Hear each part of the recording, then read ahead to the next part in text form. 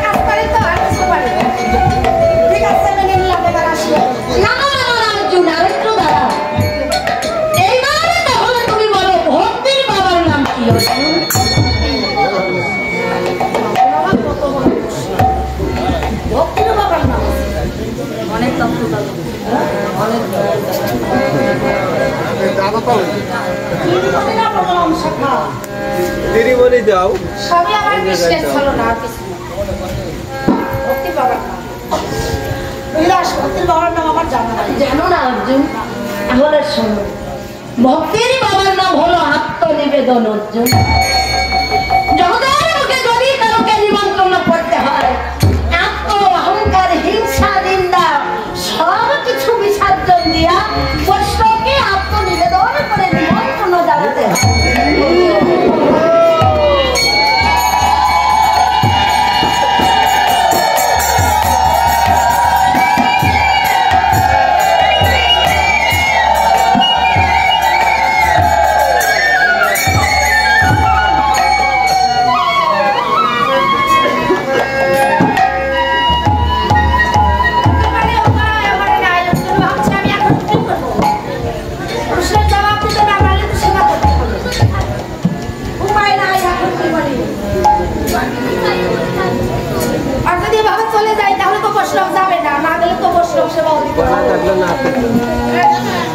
ঠিক আছে অর্জুন মনে মনে ভাবে উপায় যখন নাই ধরা যখন পড়ে গেছি সেবা আমি করবো কিন্তু লোকসভা যদি না জানে তাহলে তার বেশি দোষ হবে না কি করে হবে কেউ জানবে না আমি মুসলিম ঘরে সেবা করলাম আমার দোষ আছে না কেউ না জানলে তো কোনো দোষ নাই ঠিক আছে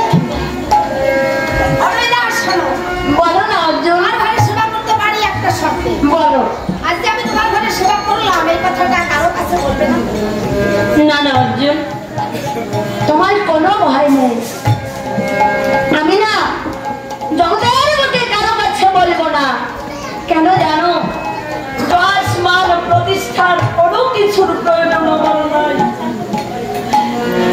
আমার এই ভাঙা তাল বাতার পুরে ঘরে তুমি যদি দুটো সেবা করো আমার মানব জনম ধন্য হয়ে যাবে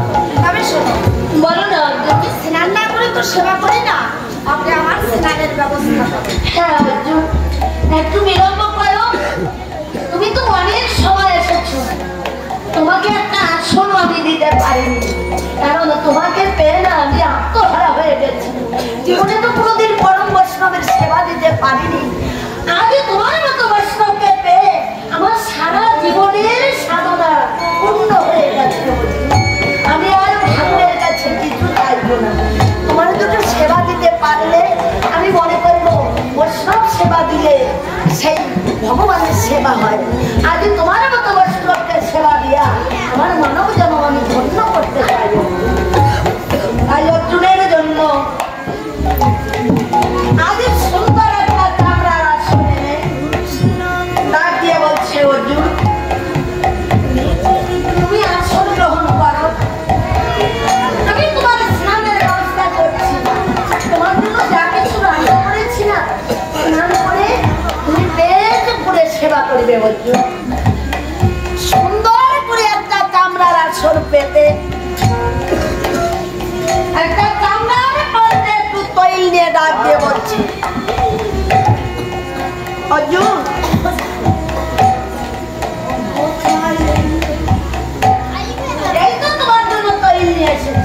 দাস বসে দিয়েছো ওটা চামড়ার আসল তো আর তৈরি এনেছো ওটা এটাও তো চামড়ার কাপ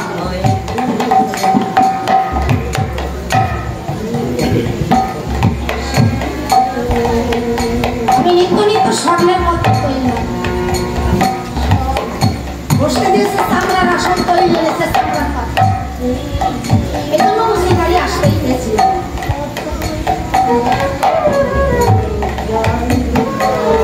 রোহিদাস বলো না চামড়া ছাড়া অন্য কিছু তোমার ঘরে নাই না না অর্জুন আমি তো মতির ছেলে আমার ঘরে আমি যা কিছু তৈরি করেছি জানো আমি সব কিছু চামড়া দিয়েই তৈরি করেছি চামড়া ছাড়া না আমার এই ভাঙা তাল পাতার পুরে ঘরে আর কিছু নেই মনে মনে ভাবে তাহলে কি করছে সামনে আমার বড় আকারে আছে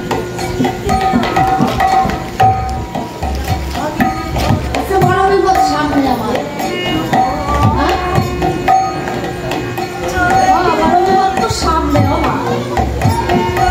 মানে ওনার মানে চামড়া ছাড়া যদি আর কিছুই না থাকে সব কিছু যদি চামড়ার তৈরি তাহলে এরপরে আমার খেতে হবে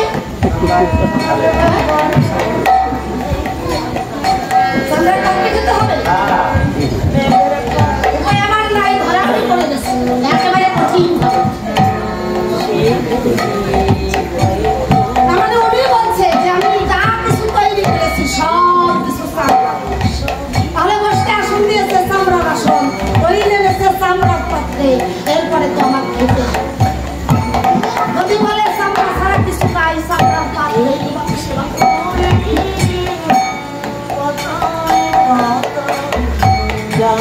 আমার নাই ভালো ভালো আমি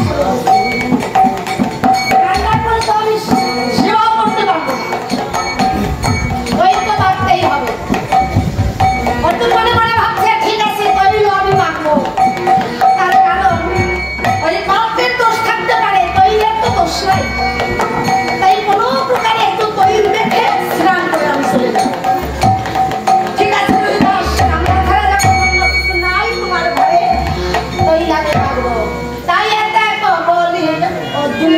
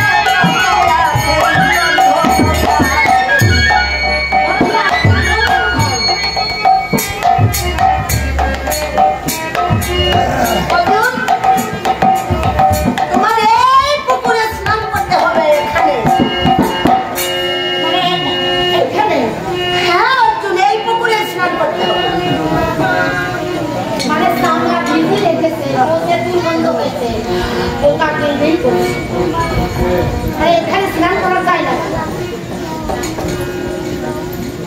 আমরা ভিজেছি তারপরে পড়তে গেছে তারপরে আমার পোকা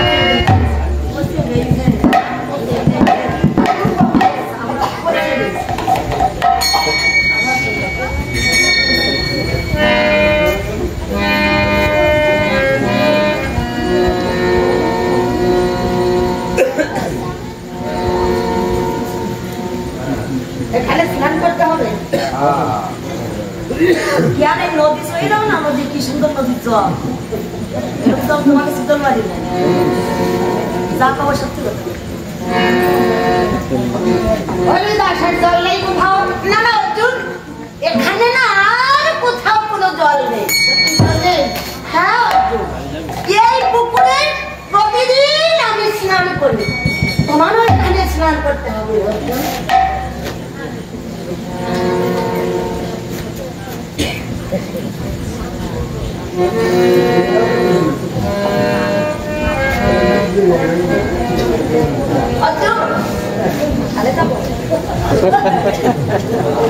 শোনো শোনো অর্জুন এই পুকুরে স্নান করতে তোমার ঘৃণা হচ্ছে বলছে তাই স্নান করতে পারছো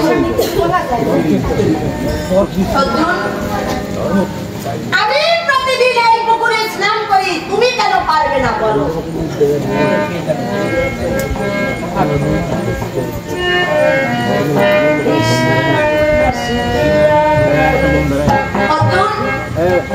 এই পুকুরে তুমি নামতে পারবে না জানো?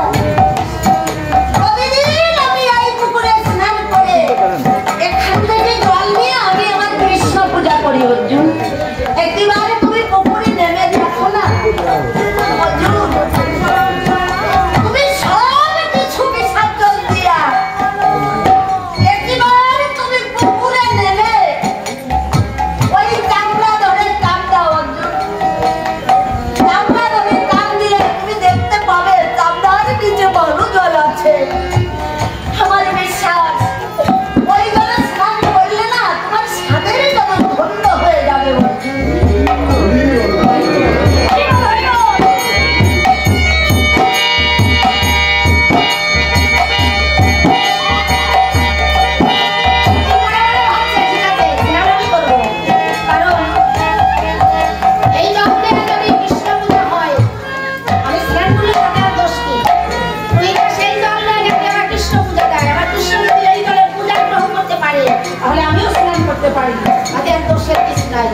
চামড়া ধরে টান দিলে ওখানে ভালো জল পাওয়া যায়। তাই ঘৃণা লজ্জা পড়ে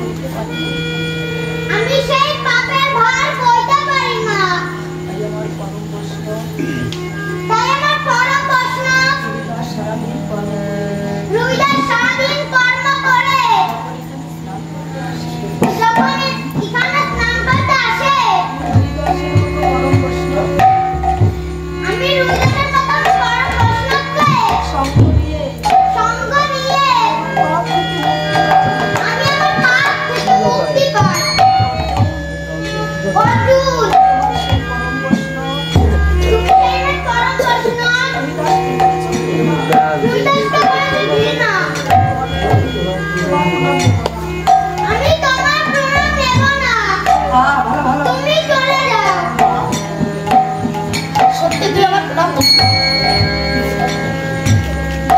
মাগো, আমি জানতাম না হরিদাস এমন বড় প্রশ্ন হবে। আমি ভাবছিলাম তুই বুঝি আমার জন্য আমাকে হরিদাসের বড় উপরে করে এসেছিস, কিন্তু আমার ভ্রান্ত ধারণা মা সত্যি তুই এবার গোলাপ নিয়ে দিলাম না অর্জুন, আমি অপরাধী। মা যদি সন্তানের অপরাধী ক্ষমা না করে এই পৃথিবীতে কেউ ক্ষমা করবে না।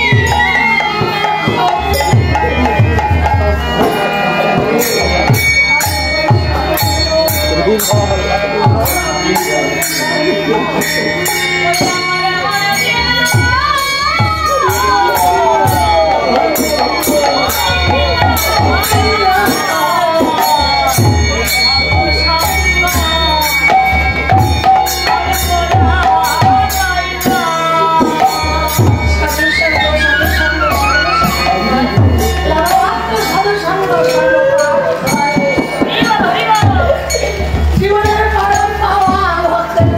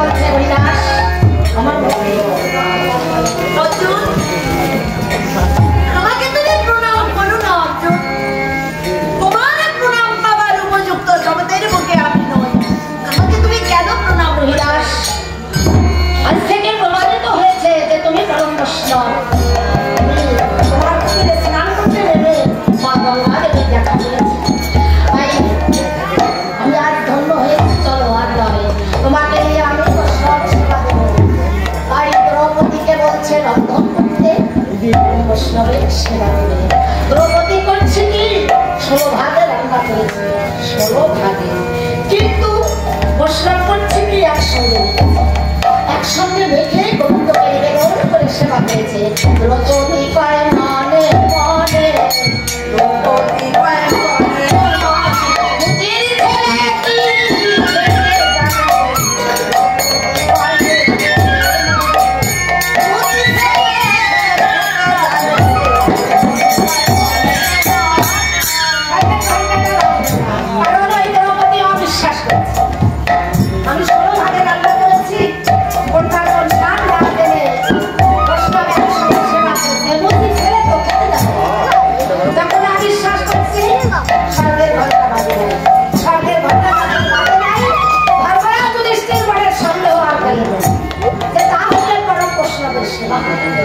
সভাকে বলছে সভা পরম বৈষ্ণবের সেবা কি হলো?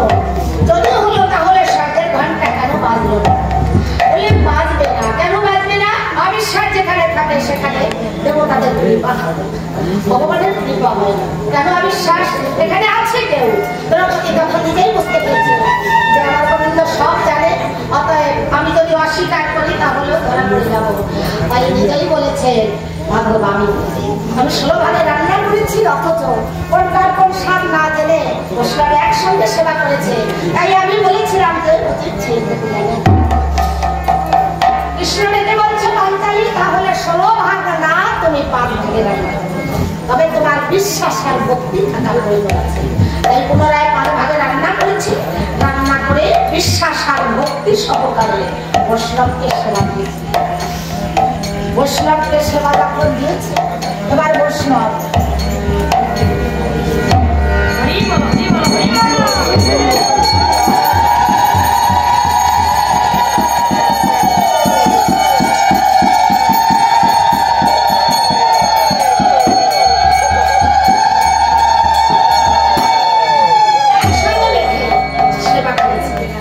ভগবানকে যখন নিবেদন করেছে, গোবিন্দকে নিবেদন করার সঙ্গে সঙ্গে স্বর্গে দেবতা যারা ছিল সবাই প্রসাদ পেয়েছে।